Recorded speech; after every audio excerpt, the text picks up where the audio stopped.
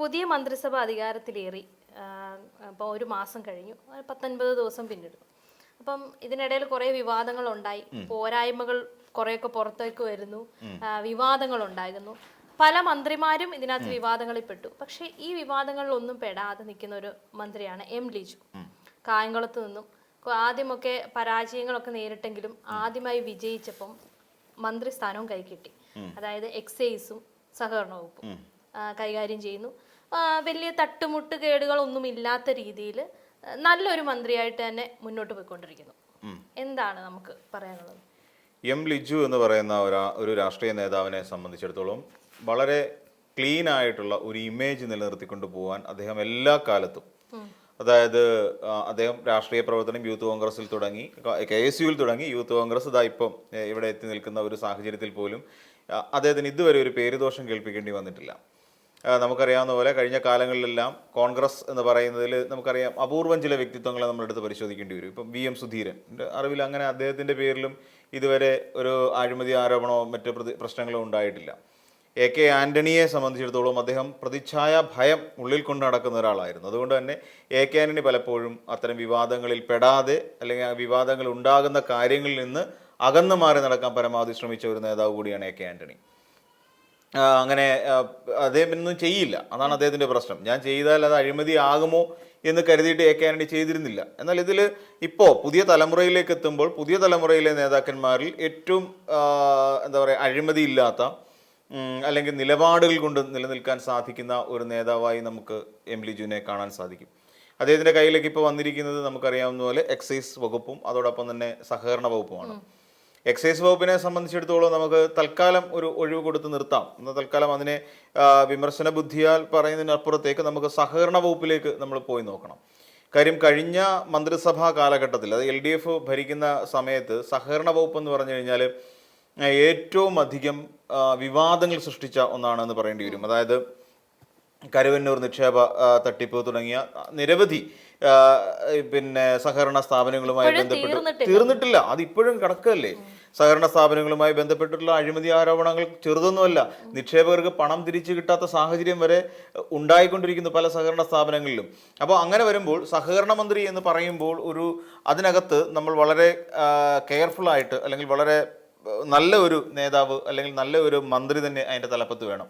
കാരണം സാധാരണക്കാരായിരിക്കും പലപ്പോഴും ഈ സഹകരണ സംഘങ്ങളിലേക്ക് പണം നിക്ഷേപിക്കുന്നത്. കാര്യം അവിടെ നിന്ന് അവർക്ക് ഈ സിവിൽ സ്കോറോ അങ്ങനെയുള്ള ബുദ്ധിമുട്ടുകളോ ഒന്നും ഇല്ലാതെ തന്നെ അവർക്ക് പണം ലഭിക്കുന്നു എന്നുള്ളതാണ്. പിന്നെ തന്നെയുമല്ല, അവർ കഷ്ടപ്പെട്ടും ബുദ്ധിമുട്ടിയും പല പല പദ്ധതികളും ചിട്ടിയായിട്ടും അല്ലാതെയും ഒക്കെയായിട്ടും അവർ റെക്കറിംഗ് ഡെപ്പോസിറ്റ് ഉണ്ട് സഹകരണ സ്ഥാപനങ്ങൾ, അങ്ങനെയൊക്കെ അവർ പണിയെടുത്ത് കിട്ടുന്ന ഒരു പണം അവിടെ നിക്ഷേപിക്കും.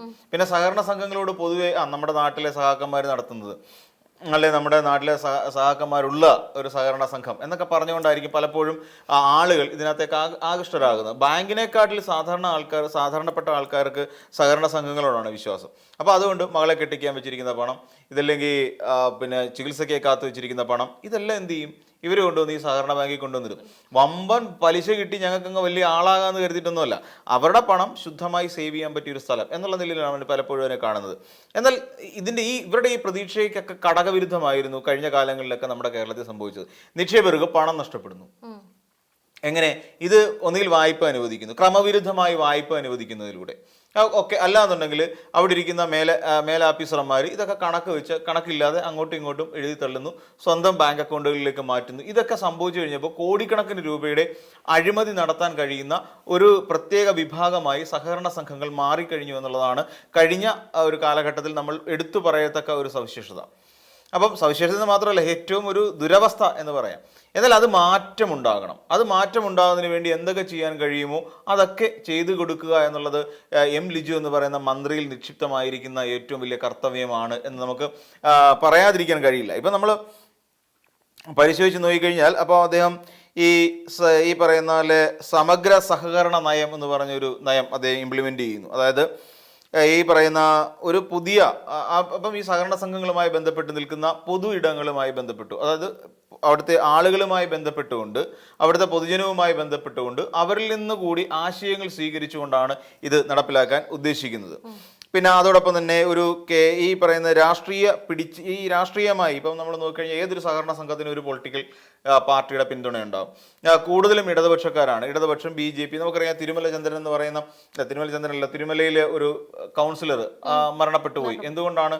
അവരുടെ ഒരു സഹകരണ സംഘത്തിലുണ്ടായ വീഴ്ചയാണ്. അല്ലെങ്കിൽ നിക്ഷേപകരുടെ പണം നഷ്ടപ്പെട്ടു. അതിനെ തുടർന്ന് അദ്ദേഹം അധ്യക്ഷനായിട്ടിരിക്കുന്ന സഹകരണ സംഘമായിരുന്നു. അദ്ദേഹത്തിന് ആത്മഹത്യയുടെ ഗതികേട് വന്നു.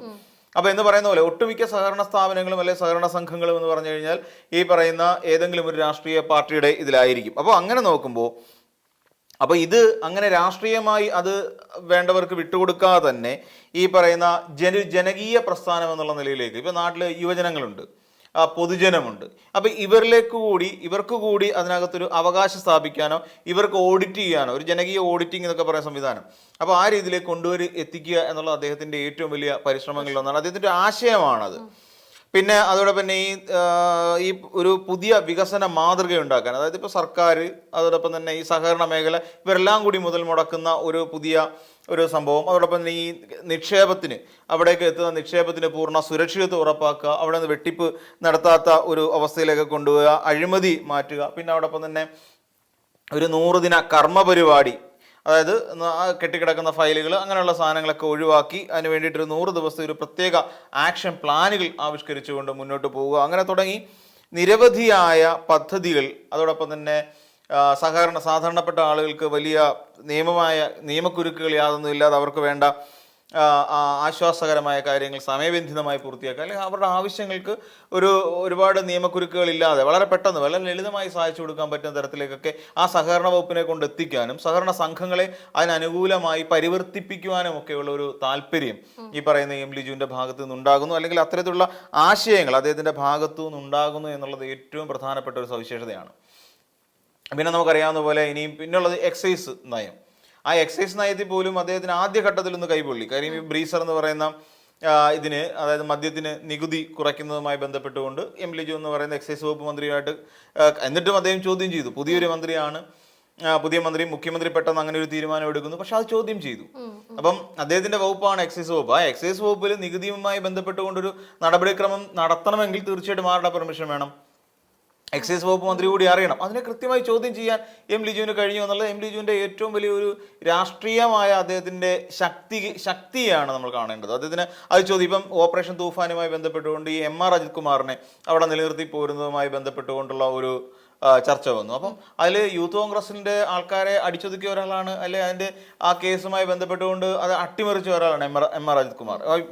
അപ്പം അങ്ങനെ വരുമ്പോൾ അതിനെ എതിർക്കപ്പെടേണ്ട കാര്യമാണ്. അപ്പം അതിനെ എതിർക്കാൻ ആരാണ്? രമേശ് ചെന്നിത്തല. ഒരേ ജില്ലയിൽ നിന്ന് വരുന്നവരാണെന്നേ. ഇദ്ദേഹം കായംകുളവും അദ്ദേഹം ഹരിപ്പാടുമാണ്. രമേശ് ചെന്നിത്തല ഹരിപ്പാടും, ലിജു കായംകുളത്ത് നിന്നുള്ള മന്ത്രിയാണ്. അപ്പം അതിനെ കൃത്യമായി ചോദ്യം ചെയ്യേണ്ട സമയത്ത് ചോദ്യം ചെയ്യാൻ കഴിയും. അദ്ദേഹം യൂത്ത് കോൺഗ്രസിനെ ഒപ്പം നിൽക്കുക എന്ന് പറയുന്ന ഒരു നിലയിലേക്ക് മാറി എന്നുള്ളത് നമ്മളവിടെ മനസ്സിലാക്കേണ്ട ഒരു പ്രധാനപ്പെട്ട കാര്യമുണ്ട്. അപ്പോൾ അങ്ങനെ ആ രീതിയിലൊക്കെ നമ്മൾ പരിശോധിച്ചാൽ എം ലിജു കൃത്യമായി ഇതുവരെ ഇപ്പം നമ്മൾ പറയില്ലേ ഇതാണൊരു മന്ത്രി എന്നൊക്കെ നമുക്ക് പറയാൻ പറ്റണം. ആ രീതിയിൽ തനിക്ക് കിട്ടിയിരിക്കുന്ന വകുപ്പുകളെ എല്ലാ തരത്തിലും മുന്നോട്ട് കൊണ്ടുപോകാനും അതോടൊപ്പം തന്നെ നമുക്ക് ഈ വ്യാജ കള്ളുകൾ ഇറങ്ങുന്നതുമായി ബന്ധപ്പെട്ടുകൊണ്ട് അതിനെതിരെ, അതോടൊപ്പം തന്നെ വ്യാപകമായി മയങ്ങില്ല കേരളം എന്ന് പറയുന്ന ഒരു പദ്ധതി അദ്ദേഹം കൊണ്ടുവന്നു. അതായത് ഈ ഓപ്പറേഷൻ തണ്ടർ അതുപോലെയുള്ള സംഭവങ്ങൾ, അതായത് ഇവിടെയൊക്കെ ലഹരി മരുന്നുകളെ ഇപ്പം തൂഫാൻ എന്ന് പറയുന്ന പോലെ. അപ്പം മയങ്ങില്ല കേരളം എന്ന് പറഞ്ഞാൽ നമ്മുടെ കേരളത്തിലെ ആൾക്കാരെ മയക്കി കിടത്താൻ പറ്റില്ല. അതിന് വേണ്ടിയിട്ട് അദ്ദേഹം അതിൻ്റെതായ രീതി കൊണ്ടു നല്ല കള്ള് ആളുകളിലേക്ക് എത്തിക്കാൻ വേണ്ടിയിട്ട് വ്യാജക്കള്ള് കുടിച്ച് എത്രയോ ആൾക്കാർക്ക് ഇവിടെ എന്തെല്ലാം പ്രശ്നങ്ങൾ ഉണ്ടായിട്ടുണ്ട്. അപ്പോൾ അതൊക്കെ ഒഴിവാക്കിക്കൊണ്ട് തനിക്ക് കിട്ടിയ എല്ലാ 2 വകുപ്പുകളെയും വളരെ ക്ലീനാക്കി. ഇനി അതല്ല, ഈ പറയുന്ന പൊതുജനങ്ങൾക്കിടയിൽ നിന്നുകൊണ്ട് അവർക്ക് ഈ ലോൺ തിരിച്ചടവ്, ലോൺ വാങ്ങൽ തുടങ്ങിയ കാര്യങ്ങളൊക്കെ ഉണ്ടല്ലോ. അപ്പോൾ ഇതിൽ നിന്നെല്ലാം ആൾക്കാർക്ക് വേണ്ട ചില അദാലത്തുകൾ പോലെ നടത്താനും അവരെ കൊണ്ട് കഴിയുന്ന പോലെയുള്ള ചില, അല്ലെങ്കിൽ ഒരു മന്ത്രി എന്നുള്ള നിലയിൽ നിന്നുകൊണ്ട് സഹകരണ മേഖലയിൽ സാധാരണക്കാർക്ക് വേണ്ടി എന്തെല്ലാം കാര്യങ്ങൾ ചെയ്തു കൊടുക്കാൻ പറ്റും എന്നുള്ളതിനെ കുറിച്ച് കൂടി അദ്ദേഹം ആലോചിക്കുമ്പോൾ തീർച്ചയായിട്ടും എം ലിജു എന്ന് പറയുന്നാൽ ഒരു പക്ഷേ ഈ ബാക്കിയുള്ള മന്ത്രിമാർക്ക് ഒരു പുതിയ തലമുറയിൽപ്പെട്ടവർക്ക് ഇനി ഇതിലേക്ക് വന്ന് കയറുമ്പോൾ അവർക്കൊക്കെ ഒരു മാതൃകയാക്കാൻ കഴിയുന്ന വ്യക്തിത്വമായി എം ലിജു മാറുന്നു എന്നുള്ളതാണ്.